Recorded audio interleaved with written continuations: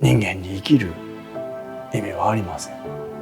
けれども人間は意味付けをして生きていく生き物なんです。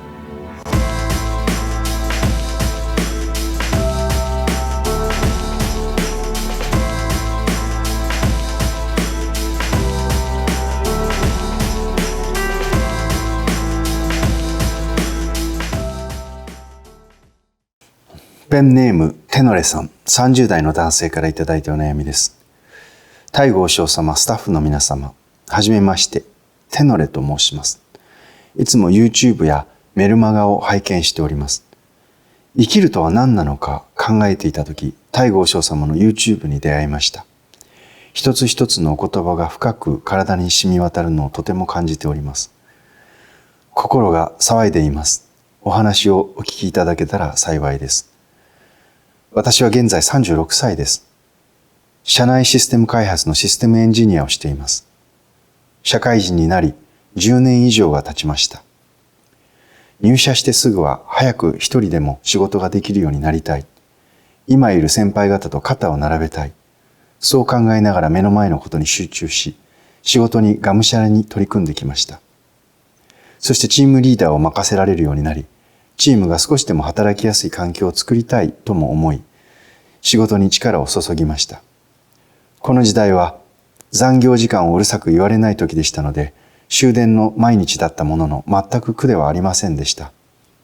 仕事を早くマスターし、チームを楽しくする環境づくりを自らしたいと思い、取り組んでいたので、むしろ楽しく仕事をしていました。そんな取り組みが評価されたのか、ありがたいことに、部内では早い出世ができました。その後、違う部署へもヘルプで入るようになり、あらゆる場で活躍する環境をいただきました。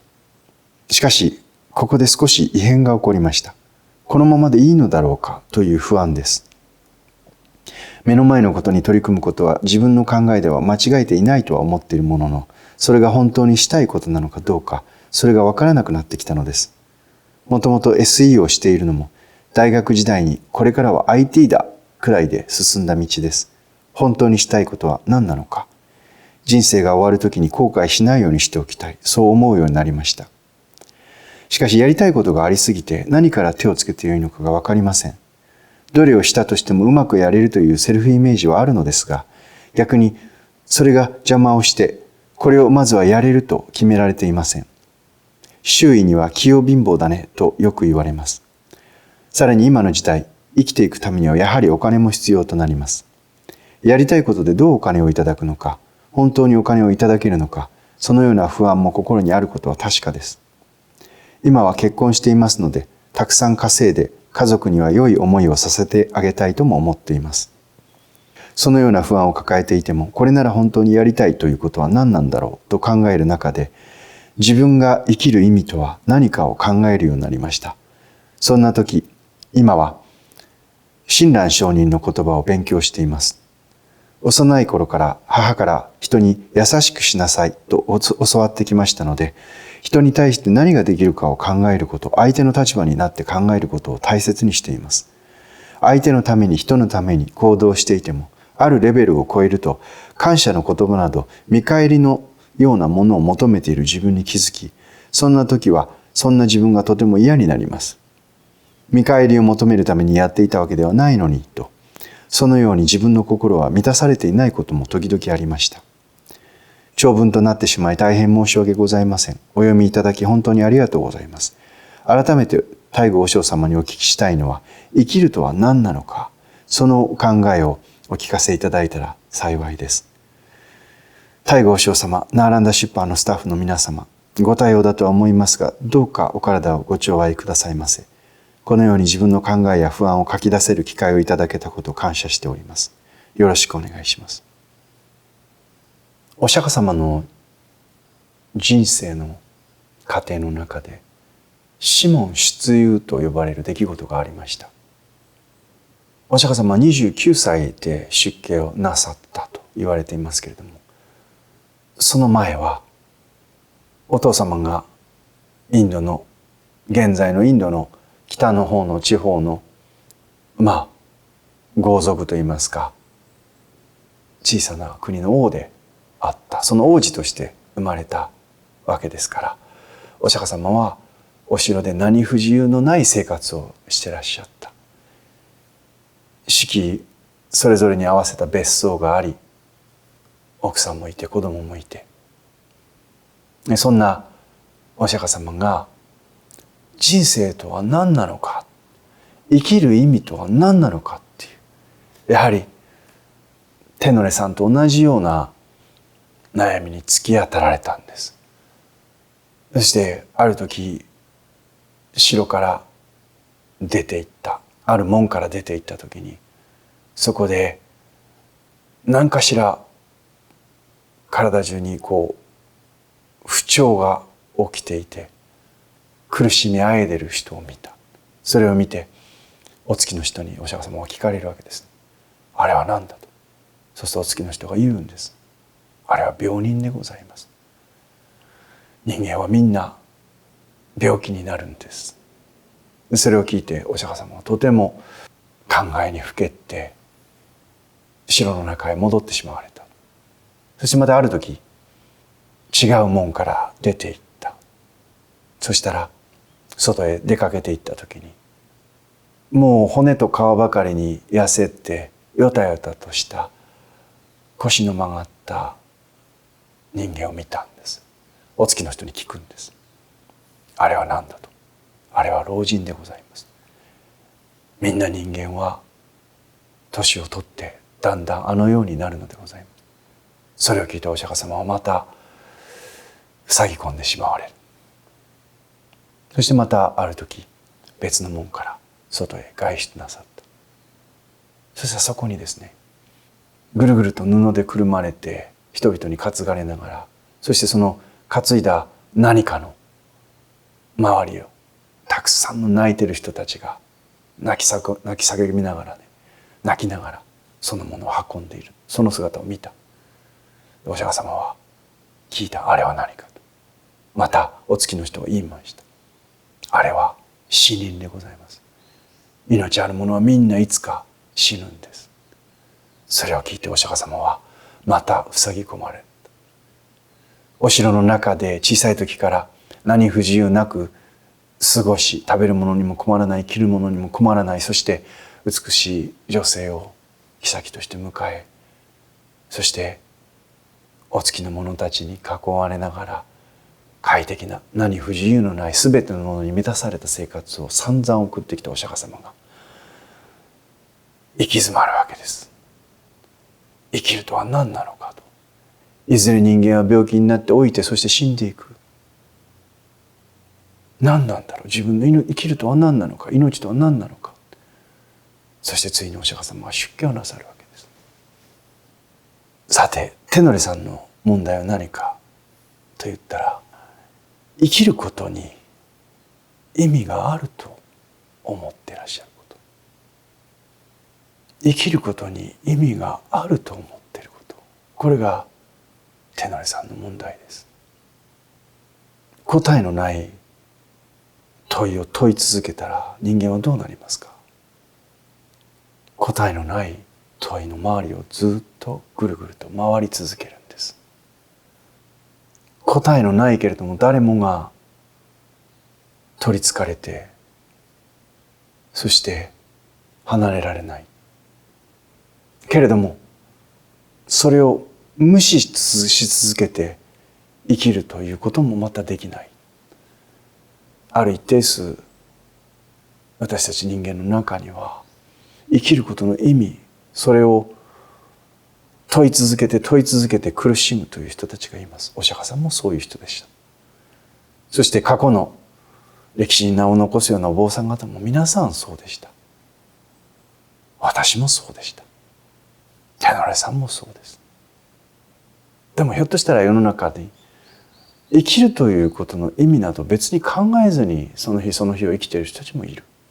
それはそれで幸せなんだろうと思います。けれどもひとたび生きるとは何なのかっていう疑問を抱いてしまった人にとって、その問いを捨てようというのもまた難しい話なんです。まるで引力に引っ張られて、そして太陽の周りを自転しながら公転している地球のように、星のように延々とこの問いの周りを回り続けている。けれどもいつかその寿命は尽きて砕け散っていく。だったらそんな難しい問題考えなくてもいいじゃないかって人がいるかもしれませんけれどもね、テノレさんそうはいかないんですよね。だから苦しい。さて私の結論は何か。生きるということに意味はありません。命というものは生きる理由をつけて生きているわけではないんです。私たちはどうしても頭で言葉がありますからものを考えます。そしてこのものをたくさん考えるということが全てだと思い込むようになります。でもものを考え、そしてさまざまなことを知るということがこの高度に発達した脳を人間が持つことになったがゆえにできるようになった。そのことがでも私たちがなぜ生きるのかということのまたそれが意味がないことなんだということもまた教えてくれる。そしてそれがまた分かるという解決も与えてくれたんです。何を言ってんだか分からないと思いますからもう少し違う例で説明します。さて私の結論は何か。生きることに意味はありません。それを頭で考え続ける限り答えは出ないんです。じゃあなぜ私がそう言い切れるのか。私は仏教というのは頭で考えることではないと思っています。また人生というものは頭で考えるものではないと思っています。じゃあ何かって言ったらもっとフィジカルなものなんですよ。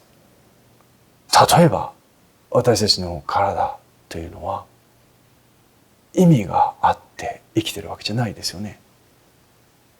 考えるということをしませんよね。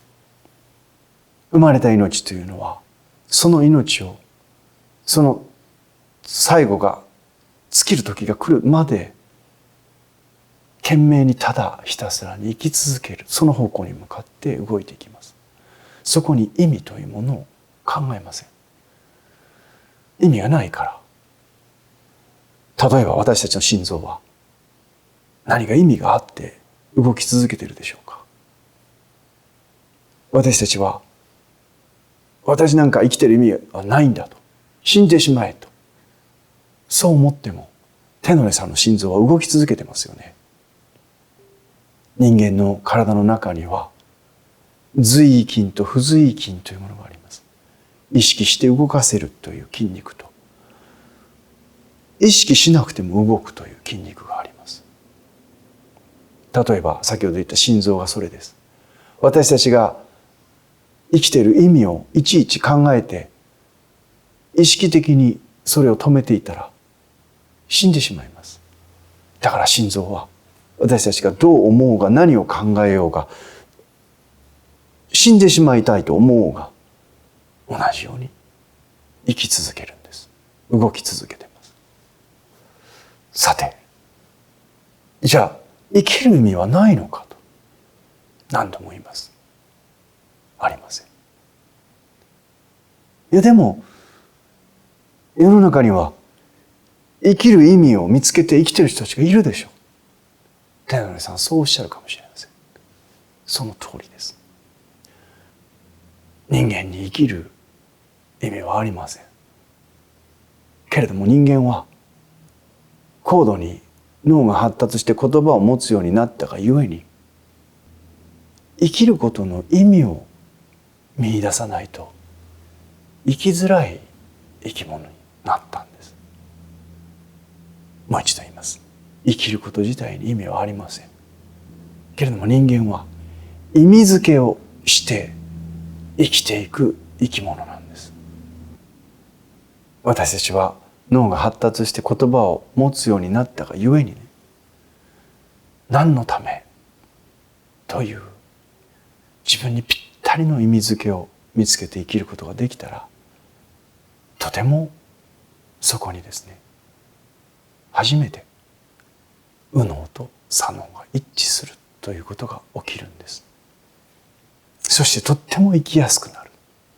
何度も繰り返しますけれども、生きることに意味はないけれども、自分にぴったりの生きることに対しての意味付けができた人は、その意味に向かって迷うことなく進んでいくことができる。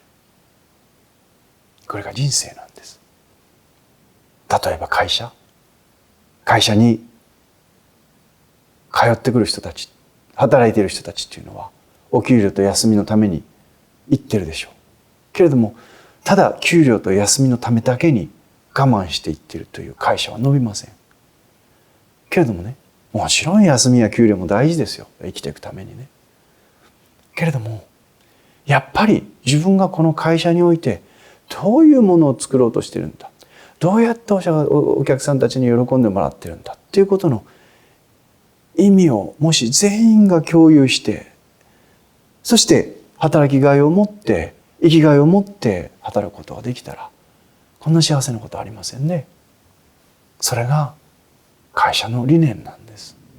こういう会社を作ろう、そういうぴったりとしたものがもし見つかって、その会社で働くことができたら、そこに意味を見出せている限り、人々は手野さんが経験されたように、もう終電間際で帰っても全然苦にならなかったっていうぐらい幸せになります。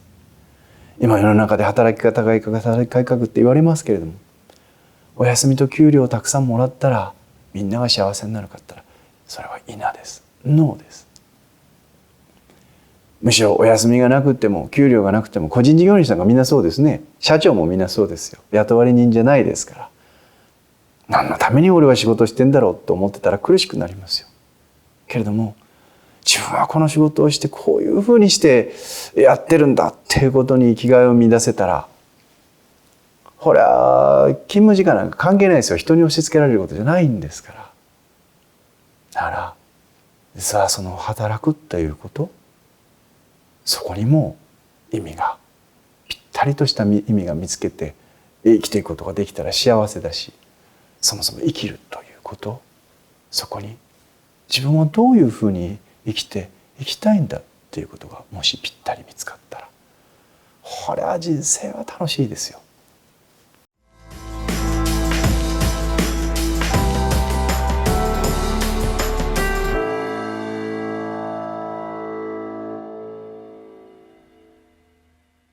さて、手野さん30代にして今多くの人たちが手野さんに限らずね、一生懸命今までは生きてきたと。だけれどもある時それが一生懸命生きてきたのに、ふっと立場が上がって、会社で今まで夢中になって頑張ってきたのに上の立場になったら、突然やる気がないわけじゃないんですよ。体が疲れてるかって昔の方が疲れてるんですよ。だけどね、なんかこう自分の中に心のエネルギーが湧いてこなくなってしまった。それが今の手野さんの状況だろうと思います。さて、処方箋は何か。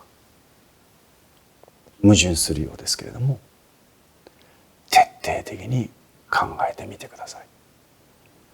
何を考えるのか。生きることの意味じゃないんです。手野さんがどうやって生きていきたいのかということを考えてみてください。今まではね、会社のレールに乗っかってくればよかったんです。でも立場が上がってくるとね、今度ね、意味付けをしていくのは上の人の役割になってくるわけです。そしてまたその会社の意味というものを引き出していくのは手野さんの役割になってくるわけです。だんだんポジションが上がってくるとね、そこでみんな行き詰まるんですよ。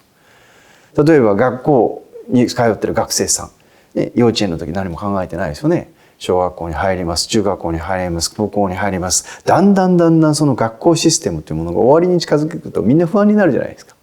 だってそうですよ。1年生から2年生になればよかったです。2年生から3年生になればよかったです。何をやってって受験っていう目標があったんです。それが終わっちゃうとどうなるか。さあどうぞ自由に生きてってくださいって言われたら、どうやって生きていったらいいかわからないんです。一生懸命船に乗ってね、オールを漕いでると、船を漕いでると。だけどね、ひたすら漕ぎ続けてると気づくんですよ。俺はどっちに向かって漕いでいったらいいんだって。延々と行き着く当てのない大海原を全力で漕いでいるっていう状態になってしまう。そしてある時気づくんです。これってどこに着くんだろう。人間は脳が発達して考えるってことができるようになりましたからね。いつか気づいてしまうんですよ。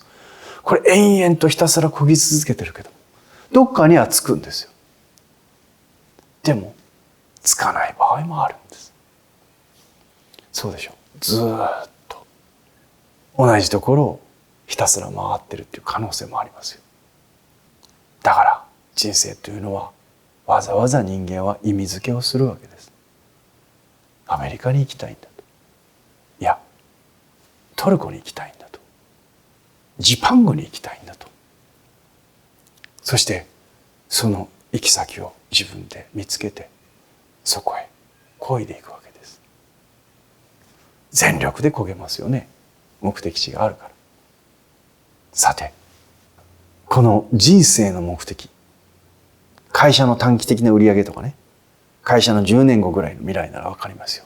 でもね、会社じゃない自分の人生の目的ってなると、これはなかなか見つけられないですよ。それはそうですよ。今まで考えてこなかったんですから。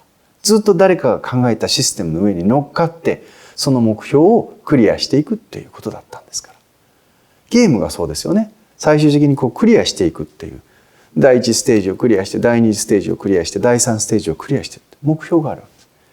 それがどうですか。そうやって全部クリアしたら、あと次誰がクリアすべき目標というのを作ってくれるんでしょうか。だからまた別のゲームを買うんです。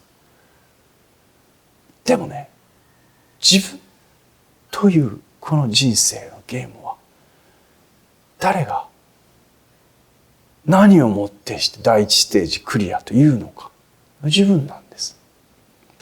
さて、手乗さん、自分をね、今までレールから外れて上の立場になって人生の意味付けというのを自分でやっていかなければいけないという時期にようやく今差し掛かりましたね。これは苦しいですけれども悩むことじゃない、悪いことじゃない、とってもいいことだと思います。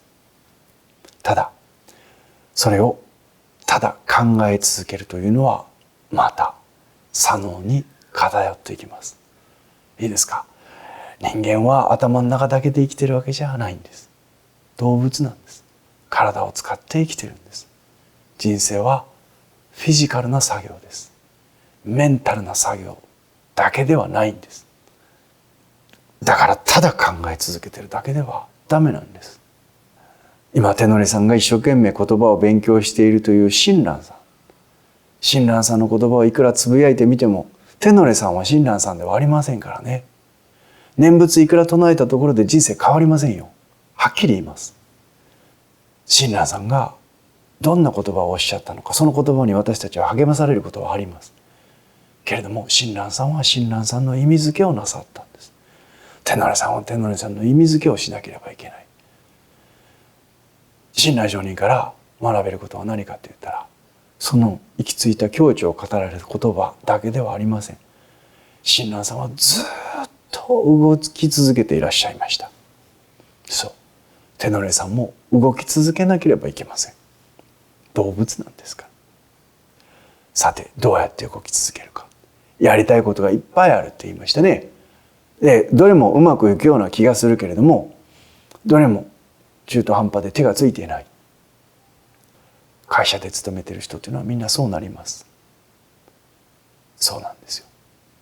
会社が設定した目標に向かって頑張っていて、そして会社が設定したポジションに従って昇進していく。これとね、自分が何かをやるっていうのは同じようでいて全然違うんですよ。それはそうだ。お母さんが隣にいてずっと宿題を作文手伝ってくれてて、ある時全部自分で作文書きなさいって言ったらやっぱりね、何書いていいか分かんなくなるんですよ。アイディアはある。だけどやっぱ怖いんですね。お金がないんです。今までは会社のお金でできた。今度は自分のお金でやる。どんなに一流企業であっても、そこの部長課長いろんな役を務めた人であっても、ある一点においてね、小さなラーメン屋さんを掲げたラーメン屋の店長さんと違う点がある。それは何か。自分でやってないっていうことです。会社の名前を使い、会社の資源を使い、会社の環境を使い、会社のスタッフを使い、何かをやっていくわけです。そしてまたそれは会社の理念であったりするんです。それがぴったりと自分に当てはまっていて、その会社の理念に自分もそれを自分の理念としてやっていくことができたら、会社で生きるというのも一つの方法ですよ。けれども、手乗さんは今ね、自分で何かいろいろやってみたいことがある。それをまだ何にも手をつけてないのでわからないんです。さて、手乗さんは今の会社で、またその会社で自分のそれが生きがいと思ってね、今度立場が下の立場から上の立場に今はなってますから、新しい意味付けをまた会社にもたらして、そしてまた会社と一緒になってこれからのまた自分の意味を見つけていくということができるかもしれません。あるいはどっかのタイミングで会社を辞められるのかもしれません。でもどっちもありなんです。どっちもいいです。ただね、自分がやってみたいと思うことがあるんだったら、できるだけ早いうちにやった方がいいと思います。一回やってみるんですよ。思うようにいかないことも、思うようにいくこともあると思います。全部うまくいくような気がしますけれども、全部うまくはいきませんから。もう 100% いきません。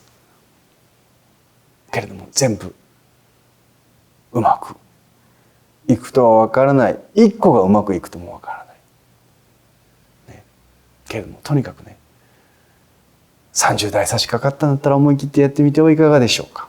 それが私からの処方箋であり結論です。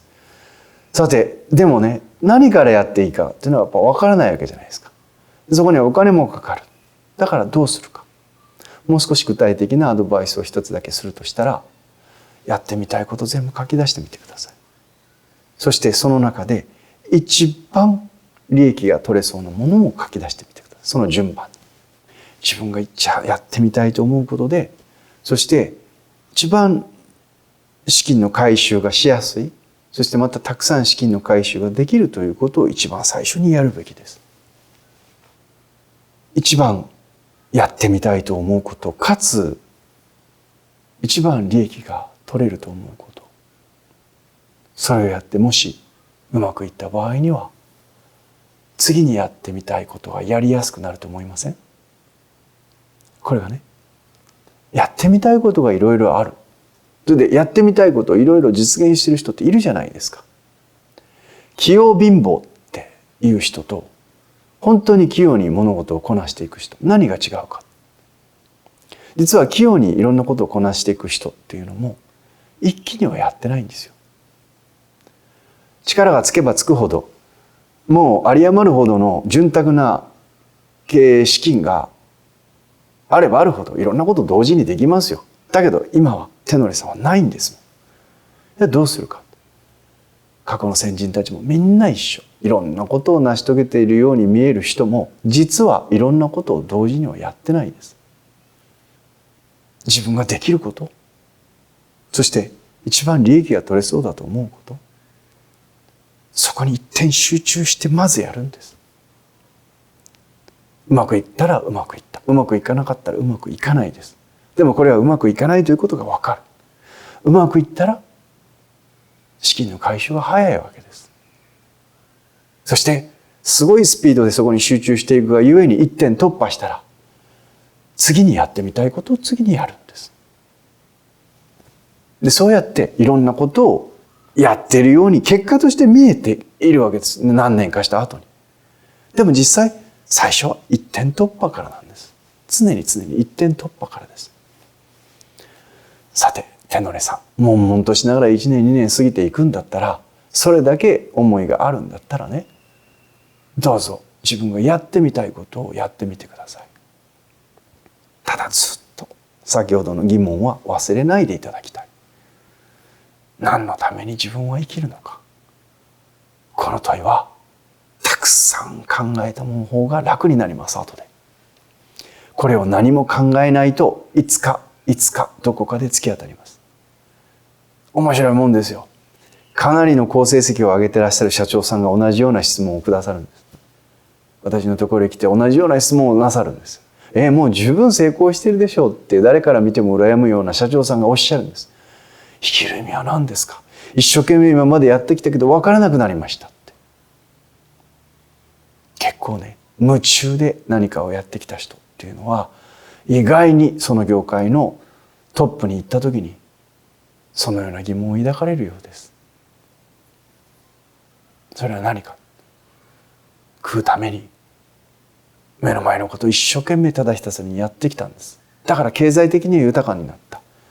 社会的には成功したように見える。けれども人生にとって根源的であり最も大事な問いであるなぜ生きるのかっていうことを問うてこなかったんです。何度も言います。そこに答えはありません。なぜ生きるのか、そこに意味はありません。けれども人間は意味付けを、自分のやっていることに意味付けを持っていった方が生きやすい生き物なんです。だから何かね、こういうことのために自分は頑張ってるんだっていうその大義名分が欲しいんです。これを自分にぴったりであり、そしてまた社会にもぴったりと受け入れていただくというものを見つけた人が経済的にも、そして自分の生きがいとしても充足して生きていくことができるんです。手乗さん、今がその時なんだと思います。どうぞやってみたいことやったらいいです。何からやっていいか分からなかったらどれからでもやりやすいことからやったらいいんです。ただそれがね、生きていく過程ということを心配するならば、優先順位としては自分がやってみたいこと、かつちゃんと資金が回収できること、それが地に足をつけた方法であり、同時にそれをね、自分ごととして真剣にやっていくことによってだんだん問いに対する答えが見えてきます。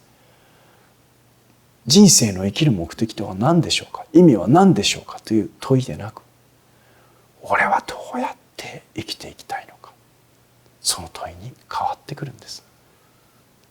人生、生きる意味、これは手乗さんが見つけることなんです。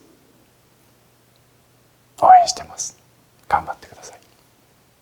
仏教というと非常に漠然としてますが、仏教というのはですね、悟りを開く、悟りを得るという究極の目的に向かって実は修行を重ねていく、厳しい修行を重ねていくという、これは本当に究極の目標達成論なんです。